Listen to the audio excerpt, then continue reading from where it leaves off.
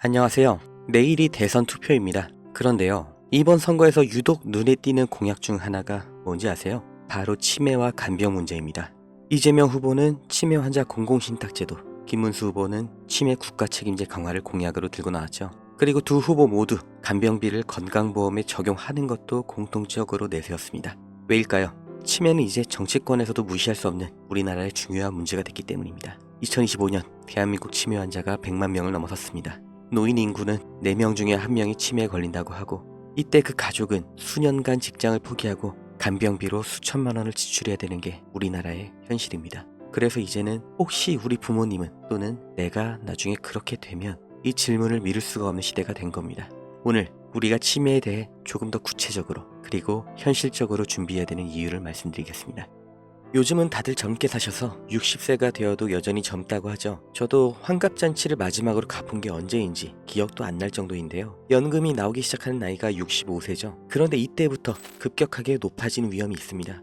바로 치매죠. 65세 이상 어르신 10명 중 1명, 80세가 넘으면 4명 중 1명, 5년만 더 지나도 3명 중 1명이 치매에 걸리는데요. 그리고 이 중 대부분이 가족도 심지어 자기 자신도 모르게 치매가 시작됩니다. 이 말이 그저 남의 일처럼 느껴지신다면 지금 이 영상을 끝까지 보셔야 됩니다. 5분 뒤에는 생각이 완전히 바뀌어 있을 겁니다.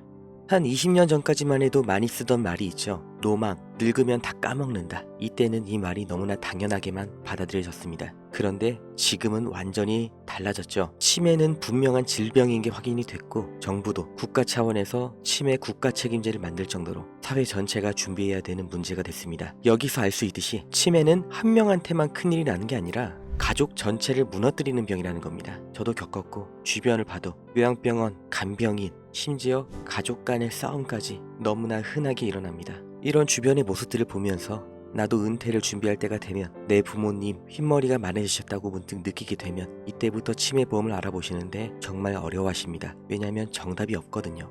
생명보험, 손해보험 다 합쳐서 치매 관련된 특약만 해도 수십 가지가 넘어가는데, 똑같은 것도 회사마다 이름이 달라요. 장기요양보험, 경증보장형, 중증집중형, 종류도 많은데 조건도 서로 다르고, 심지어 지급 기준도 복잡하게 써 있어서 이게 우리한테 도움이 되는 게 맞는지, 받을 수 있는 건지도 헷갈리죠. 그런데 진짜 문제는 수많은 치매보험 상품 중에 뭘 고르냐, 이게 아닙니다. 내가 어떤 상황에 대비해야 되는지 이걸 생각한 다음 그 다음 문제로 넘어왔어야 되는데 아예 처음부터 고민을 하지 않았다는 거예요. 내가 부모님을 얼마나 돌봐드릴 수 있는지, 내가 나중에 치매가 왔을 때 누가 어떻게 나를 돌봐줄 수 있는지, 이 그림부터 그려야 되는데 아무도 이런 설명을 안 해주죠. 상품 얘기, 돈 얘기, 얼마 내면 얼마 받는다, 이런 얘기만 합니다. 지금은 괜찮으실 겁니다. 앞으로도 괜찮으시길 진심으로 바랍니다.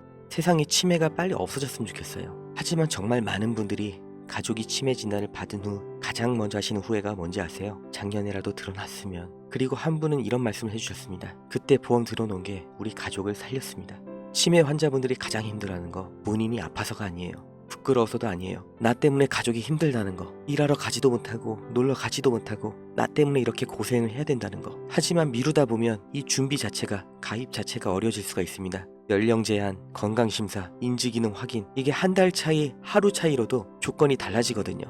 010-8116-8295 이 번호로 가족 이렇게 문자 한 통만 보내주세요. 보내주신 순서대로, 하지만 정말 확실하게 안내해드리겠습니다. 제 영상 보신 분들 아시겠지만 하나도 어렵지 않게 근거도 보여드리면서 정확하게 이해하고 판단하실 수 있게 차근차근 설명드릴 겁니다. 다 듣고 곰곰이 따져보시고 마지막 선택만 하시면 됩니다. 저는 이 일을 하면서 미처 준비를 못해서 후회하는 분들은 너무나 많이 봐왔지만 괜히 일찍 준비했다 이렇게 아까워하는 분들은 단 한 분도 보지 못했습니다. 정말 그때 연락하길 잘했다 이 생각이 드실 수 있도록 도와드리겠습니다. 감사합니다.